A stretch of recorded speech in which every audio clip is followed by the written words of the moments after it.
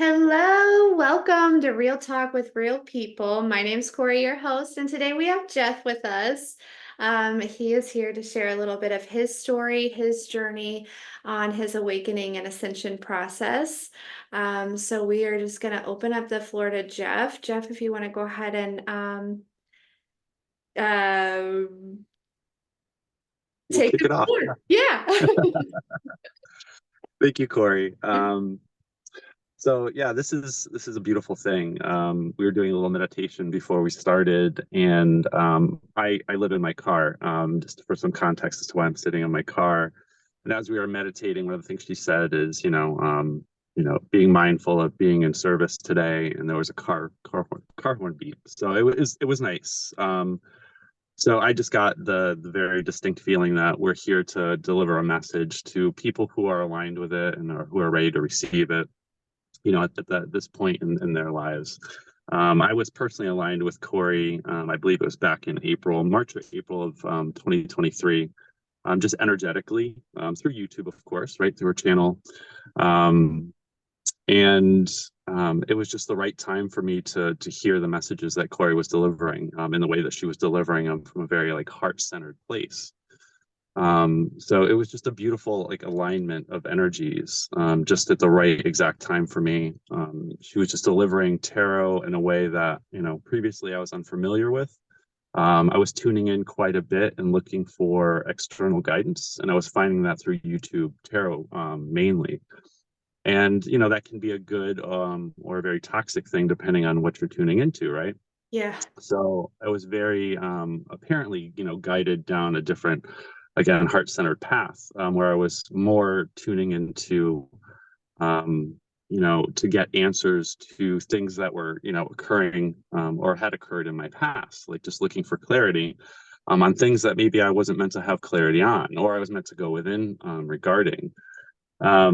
So again, it was definitely the right messenger at the right time. The right teacher was presented to me at the right time. So I'm very grateful for meeting Corey, and having the opportunity to sit down today, almost a year later, and to be able to share some of, like, what I've experienced over the past year. I know Corey's also going to share her story, or at least parts of it, that are relevant to her audience. But I just wanted to share some of some tips that I've picked up over my journey the past year. Um, and I've listened to a lot of external guidance. I've really tried to do my best to go within for all my guidance. But what I did take, externally, is just some tips on how to look inward. Like, what does that even mean? Like, everybody says, look inward for all of your answers, and that's great and all. But what does that really mean? And like, how do you do it? And I started, actually, I didn't even start with meditation. I didn't like meditation. I didn't even meditate a year ago. I didn't start meditating until about 6 months ago. And even at that, I could only do it for like 5 minutes at a time. That's all I had the patience for, because it just felt like a waste of time. Like, you're just sitting there, doing absolutely nothing, not being productive, right? In our 3D minds. So it literally kind of drove me crazy to just sit there, and focus on myself, which is exactly what I needed to do. And that was very telling, the way I was feeling about it, feeling very unsettled about just sitting in my own energy, right? Like, that shouldn't be a weird thing. But it was so foreign to me. I wasn't familiar with my own energy. I wasn't comfortable with feeling it. And it's because I had a lot of healing I needed to do, a lot of traumatic experience I needed to flush out of my system and work through. And that's okay. But that's why I was so uncomfortable at the very beginning of meditating. But what I will say is, when I did start meditating, I'm not one who can just meditate to just music or tones or even silence. I don't. I can do silence if I have to, but I like guided meditations. I find voices to be soothing, and I'm the kind of person who can zone out, on the voice itself. So that was helpful for me, and now I meditate for at least an hour a day, like minimum, throughout the day. Like 20 minutes here, 20 minutes there. But meditation is definitely a helpful tool, to get in touch with your inner voice and your inner guidance. And another thing I was guided to do, and this was more internally through meditation that I got this, was really to start my day off, the right way. Um, and really the whole purpose of looking inward, to begin with, is to love on yourself, to like really learn how to love yourself first, and then all other guidance will come from that. And that was a really hard thing for me personally. And I didn't understand why. Um, so I'll go back to the beginning of really what started my journey, and it was really writing my intentions out. And I started doing that in September of 2020. I lost my mom to COVID that month, and I started my intentions that month just prior to losing her. It was very traumatic for me. And because of COVID, we weren't able to be with her in the hospital. So, there was that separation anxiety. So I started writing my intentions on the new moon of that month, which was the 19th of September, 2020. And a friend suggested it to me as just a monthly practice every 28 days, right? It's just something that you show up to on a monthly basis. It's not hard. It takes like 15 minutes. It's like clockwork, literally, every 28 days. And it's something that was easy to commit to, from my perspective. So it was just a practice I took up, and I've been very faithful to it ever since. And it's been, for me, the most profound process that I've picked up throughout my journey, to be quite honest. And it was the first one that I picked up coincidentally, not coincidentally, right? Um, so what I realized, and I actually looked back at some of my notes the other day, and just looking back at my month over month intentions, what I started to do was essentially write my own story. I started to take command of what it is that, what course my life was going to take. Um, so looking back on it now, I have a very different take on what's happened for me rather than to me over the past year. Um, because basically my journey started about a year ago, just over a year ago, when all people, places, and things were pulled out of my life, very abruptly, very suddenly, and at the time very unexpectedly, because I didn't realize that I was asking for it through the writing of my intentions. I literally asked the universe, through my intentions, just to be the best version of myself. And what does that even mean? I didn't really know, but thankfully the universe knew. The universe knows how to mold you and knows exactly what you're seeking. So part of that journey for me, was all these traumatic events of having all the people, places, and things pulled out of my life. I had literally asked for that. And had I not at some point reflected back on my intentions that I've been writing every 28 days, I wouldn't even have realized that I asked for it. I was just receiving exactly what it is that I had put out to the universe. Mm-hmm. So that realization that I started to write my own story, and then it started to be realized in my everyday life, was quite profound. And it made my circumstances of, well, living in a car, right? Which, a year ago would have seemed quite destitute to me. And now I see it as very freeing and beautiful in its own way. And let's put it this way, like I'm mobile, so I get to be exactly where it is I want to be at any given point, which I didn't have that. I've never had that freedom. I've always been tied down by people, places, and things. And now I'm not. So there's absolutely a lot of beauty in that. But I've also been like taken out of all the situations so I can look at them from a different perspective, um, and really take the time to grow and focus on myself. So I just wanted to share like one of the practices that I did early on. It was the first one I started, which is really the intentions every 28 days. That's something I'd highly recommend. Just spend 15, 20 minutes doing that once a month, and you will start to see that life will start to guide you down that path of intentions. Well, one of the hardest things to do is follow it on a daily basis. And merging the two, like doing it once a month and really practicing it on a daily basis, it's like night and day, two very different things.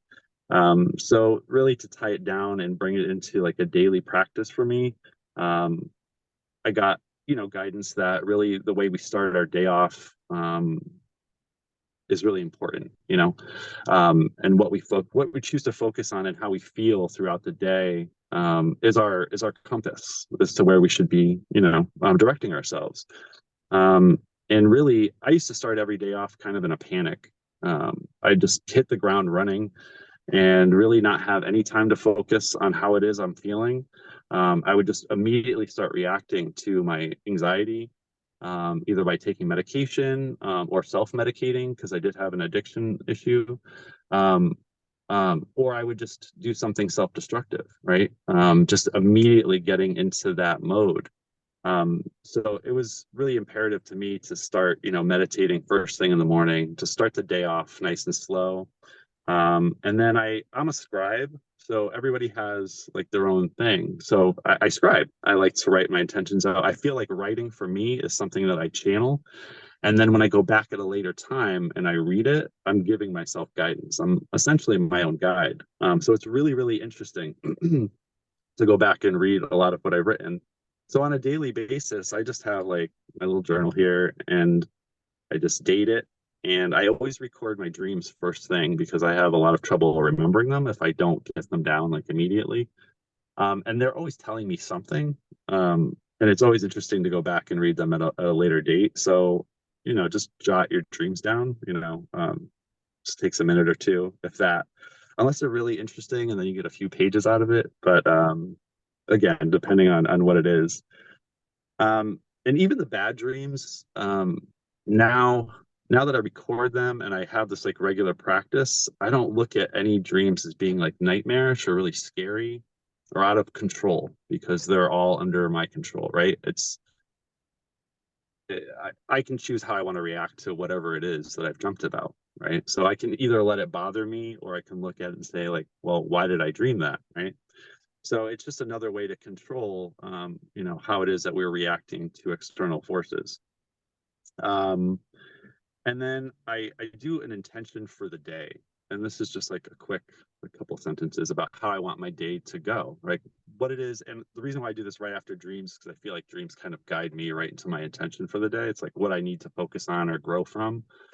Because usually that's what dreams really are intended for, is to really help guide our day and guide our thoughts and help protect us along our journey. And then this is actually something I just implemented last week.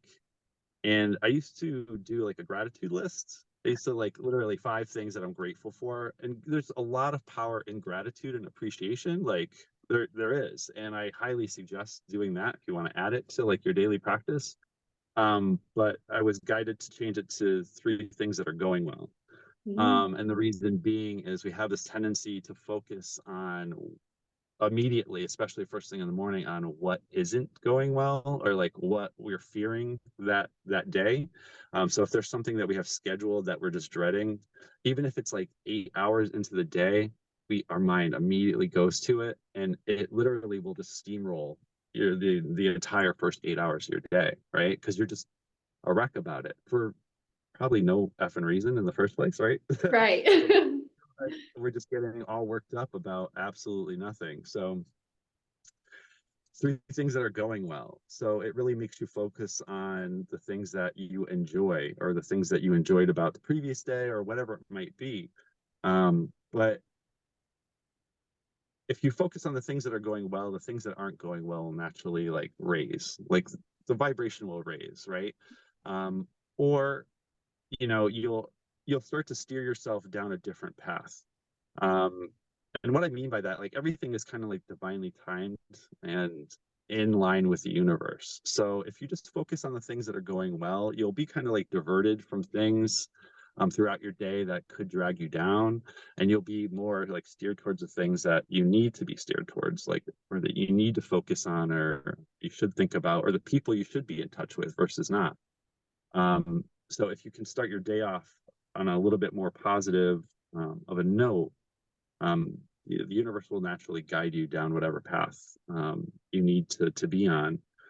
Um, like even the idea for this series, Corey, like you had this idea I think like a month ago, and I remember you mentioning it, live on your channel, and I remember I was at the gym listening to your reading that day. And I was like, ooh, I want to be involved in that. So, and I remember you said, I'm going to take 3 volunteers initially. And you didn't say what it was, so I had no idea what it was. I was just optimistic that I wanted to be involved in it because I was like on this kick of co-creation at the time, and so are you apparently. So I was like, Yeah. cool, we're on the same page. Like the universe has got us. And she's like, I'll take 3 volunteers, and you can just email me. So I'm like, okay, email her, right? And I'm at the gym, so I'm not going to do it right now. So back of the mind, 4 days later, right? 5 days later, maybe, I'm like, oh man, I didn't email her. She's probably all full up, like she's got all her volunteers and she doesn't, need anybody. But I emailed anyway. Um, and I didn't hear back for, I don't even know, maybe like 2 weeks. And I didn't think anything of it. I did at one point recall, I'm like, that's right, I did email her. I wonder what's going on with it. And that was it. I didn't stress about it. I just knew that the universe kind of like, lines everything up when it's time. And then lo and behold, I think the next day I heard back from you. And it's been a little bit of a back and forth, but nothing like that's been stressful. I didn't even know necessarily what it was or what it is that I would share or if I had anything to share. I just knew that when the time was right, the opportunity would appear, and it did. And it's to me, it's no coincidence that we're recording this. I'm literally at the peak of the Leo full moon, um, so that's really cool in and of itself. The universe has some really funny timing, but this is the first full moon of the new year. Yeah. So actually, no, it's the second one, isn't it? Yeah, there was one. Um, No, I think it's but the first is it? full moon, Is it? yeah, of 2024. Yeah. Yeah. Yeah. So I mean, I love, I love me some moon cycles. So yeah. So I even started the day off. That's the first thing I wrote was that it's the full moon in Leo. Just so I don't forget these things when I go back through my notebooks. And I literally have notebooks full of beautiful thoughts that I've had in the past, and Mhm. it's really helped me. It's given me a visual of how much I've grown over the past year. Because when you're going down your spiritual path, you don't realize how fast things are moving, Mhm. and we don't give ourselves enough credit for the growth that we're encountering, and how it's not easy. It's a narrow path for a very specific reason, and it's a path that we have to go down and go within for a reason. So it's good when you make your own basis of comparison. And you give yourself some kind of guidance like along the way. My notes start off like really really short and brief, and now I've got pages on a daily basis. So you'll see that progression as well. But that's just like a simple tip that I found really useful, and me as a scribe really impactful to my journey in particular. And again, like when I go back and read my words, I'm like, I wrote that. Like it doesn't even sound like something that I would put down on paper. It just doesn't. It's way more profound when I go back and read it rather than just as I think through it as I'm writing it. It seems so basic as I'm writing it, but to go back and really read what I've written, it's really cool to see how much I've grown over the past year. And yeah, I mean, just what I will say is, as you're going down your path, just be easy on yourself, be gentle on yourself, and understand that not every day is a good day. And when you have a bad day, just take it for what it is. Um, and just try your best the next day not to get there, and just make sure that you're staying ahead of the curve in terms of how you feel, and don't let yourself get to a place of destitute, right?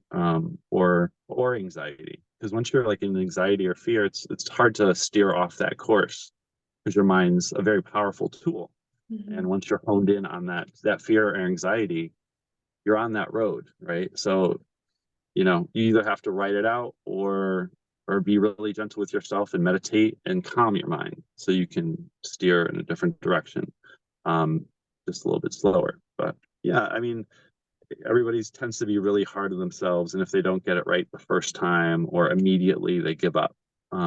And that's not what this journey is about, right? It's about, yeah, it's about perseverance, and it's about the long game, and seeing your progress over time, and being patient with yourself.